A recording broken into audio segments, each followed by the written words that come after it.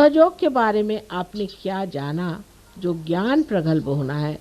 सो मैंने ऐसा सोचा है कि यहाँ पर एक क्लास होना चाहिए जिसमें औरतें भी और आदमी भी समझें कि सहयोग क्या है, इसका ज्ञान क्या है, इसके चक्रों को जानना।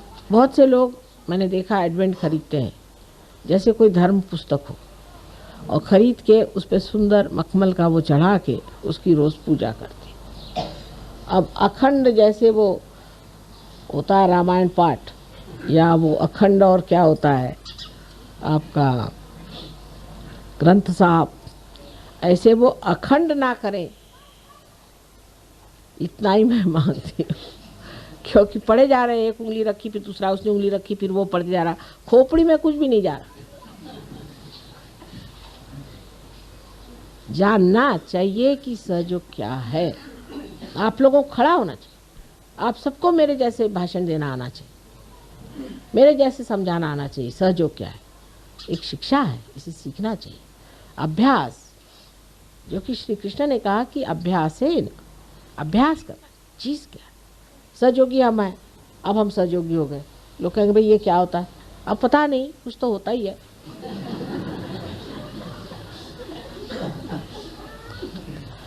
तो वो भी होना चाहिए।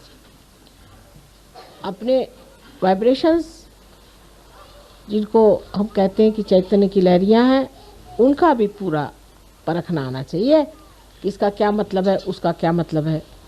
कितनी बातें गुह्य से गुह्यतर हमने आपको बता दी, और कहना चाहिए गुह्य से गुह्यतर गुह्यतम हमने आपको बता, सारी चीज़ें आपको बता दी। लेकिन हम लोग उसे जानना ही नहीं चाहेंगे। तो क्या हमारा लेक्चर सुना, ध्यान लगा लिए, बस हो गया? ऐसे थोड़ी, खोपड़ी में जाना चाहिए, उसका रिकॉर्डिंग होना चाहिए। इतना ही नहीं कि उसको फिर से बताना आना चाहिए, तभी वो ज्ञान हुआ। तो सिर्फ ये कि आपका पार होना ही सब कुछ नहीं। अब जो बड़े बड़े साधु संत हो गए, उन्होंने तो ये सब कुछ इतना जाना भी नहीं था बेचारों ने। अगर जानते होते तो वो भी आपके जैसे जागृति देते रहते। लेकिन अनेक जीवन जो उनके बीते, जिसमें उन्होंने जो कुछ भी सुकृत किया था, जिसके बूते पर वो इतने बड़े संत पद में पैदा हुए, वो सब पूर्व जन्म का पाया हुआ जो कुछ भी है, हजारों वर्षों का ज्ञान, वो उनके आगे स्पष्ट हो गया। लेकिन आपके लिए तो एक ही जन्म में सब कुछ हमने बता दिया।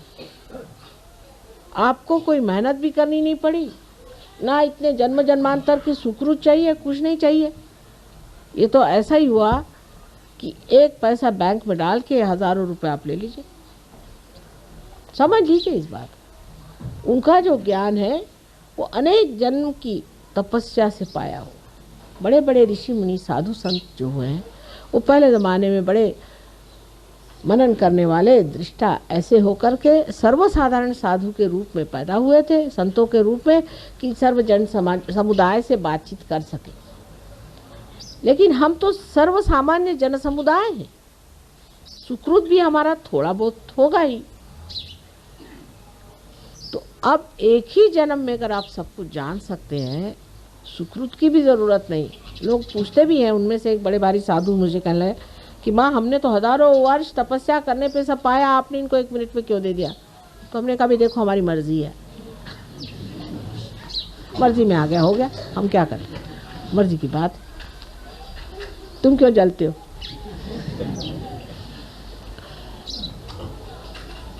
इस तरह की बात कि सोचना ये चाहिए कि एक ही जन्म में हमें सब कुछ मिला है,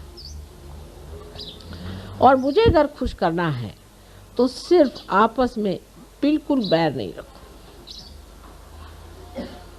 ये बैर या तो अहंकार से आता है, या प्रति अहंकार जिसे हम मन कहते हैं उससे आता है। दोनों से परे आत्मा के सन्निध जा करके सबसे शांतिपूर्वक रहे।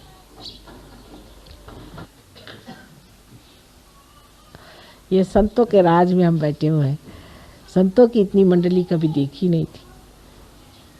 इस संतों के मंडली में जो होना चाहिए, जो विशेष आह्लाददायिनी शक्ति इनकी दिखनी चाहिए, प्रेममयी शक्ति दिखनी चाहिए, इनके मुख पर आनंद की ज्योत जलती दिखनी चाहिए। यही सबना चाहते हैं हम, जिसमें आपका भी भला हो और संसार का भी भला हो। यही एक माँ की इच्छा है कि मेरी सारी शक्तियाँ तुम लोग ले लो। जितना तुम में अंदर गहनता और जितनी तुम्हारे अंदर महानता उभरेगी, उतना सब कुछ आपके अंदर समाते जाएगा अपने आप सहज में। सो एक माँ की जो एक छोटी सी इच्छा है कि जो कुछ हमारा है सब आप प्राप्त करें। कुछ भी आपसे छिपा के नहीं रखा गया, कोई सा भी ज्ञान छिपा के नहीं रखा। धीरे धीरे सब बता दिया है और धीरे धीरे और बता देंगे। लेकिन आज कम से कम इतना तो आपको तय करना चाहिए कि माँ, हम रोज़ ध्यान करके अपनी प्रगति करेंगे।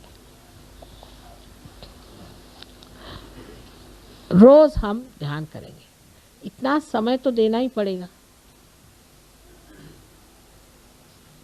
इतना अगर आप हमें आज वचन दे दें तो हम सोचें कि आपने हमें हज़ारों फूलों से भर दिया।